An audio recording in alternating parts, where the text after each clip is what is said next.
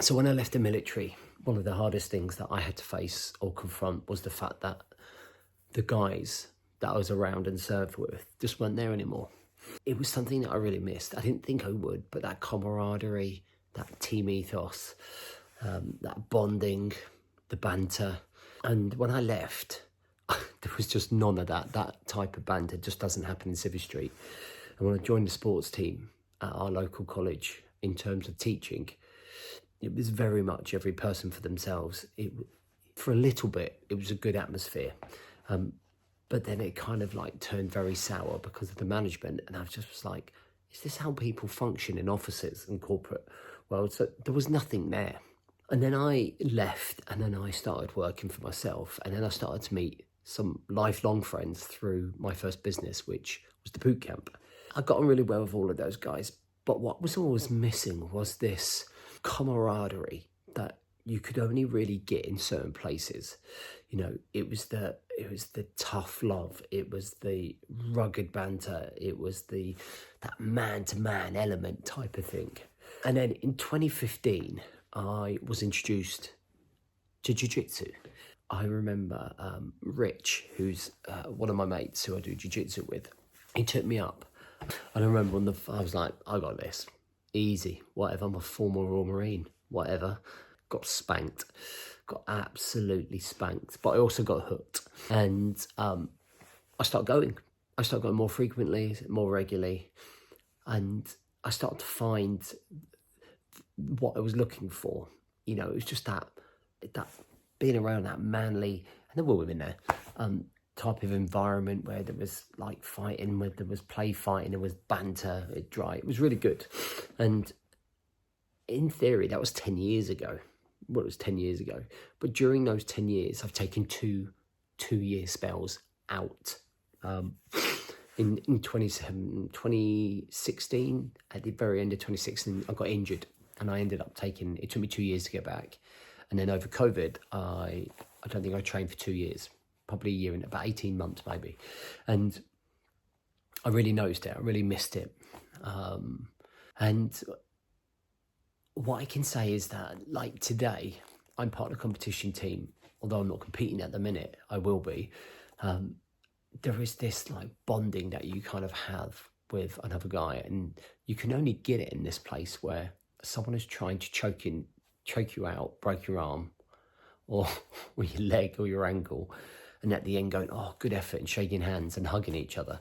And it's the type of environment that I kind of thrive under.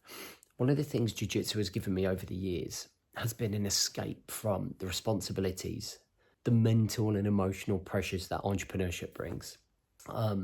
Whenever I kind of look at it, when I walk through that door, I have a rule that my phones are not allowed on. Okay, so those phones go off. And I don't care who needs me. I don't care what's going on. That time in there is for me. It's that pure escapism, right? Whether I'm getting beaten up or whether I'm beating up. And I think that we all need a place where we can vent, shall we say. We all need somewhere to go where we can just like feel vulnerable, where we can manage our ego, where we can socialise and be around other like-minded men. Men are designed to play fight. Men are designed to get down and dirty and grapple. You know, that's how you bond. And over the years, jiu-jitsu has taught me so many fundamental skills. It's taught me to drop my ego. It's taught me to manage that ego, because in the early days, I would end up just constantly getting tapped out over and over and over again, to the point where you almost get stripped of your ego. You can't have an ego in jiu-jitsu. Okay, you learn to calm your emotions. You learn to move your body. You learn to control other people. I can walk down the street with my family and be confident that I could probably handle 90% of what was thrown at us if ever we were attacked, and I could protect my family. Like I always say to my son, you know, you become almost like a bit of if you like, a lethal weapon in some respects, because the majority of people don't really know how to fight. That's that 10% that always do. But you could do something about it if you and your family were attacked, right? And the thing that I love about it is that it's a big, huge community, not just in our gym, but right across the world. Jiu-jitsu has kind of taken off. And you can almost see people with the cauliflower ears, and I've been out with friends before and we don't even know them, and you just get into conversation because you've got cauliflower, you've got something in common, right?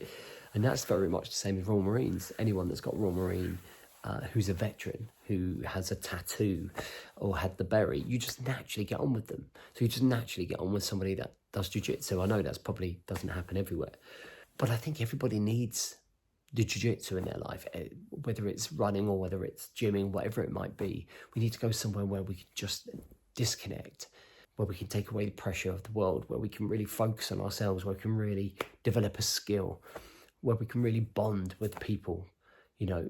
And I think these are important factors of life, because without these, I feel we evolve sometimes alone. And your wife has a role, yep. And my wife is a brilliant wife. She's my best mate, but she could never give me what I need in the gym when I'm doing jiu-jitsu, right? And I'm looking at a 90-kilogram guy who wants to rip my head off. He can, because it challenges me, because it makes me have to think, because I have to work really hard, because I'm thinking about this guy choking me out, not about all of the things that are going on in my business. And I don't want my life to be about business all the time. For a long time, it's always been about, oh, my life is dictated on the success of my business. And I don't want that. Do you know what I mean?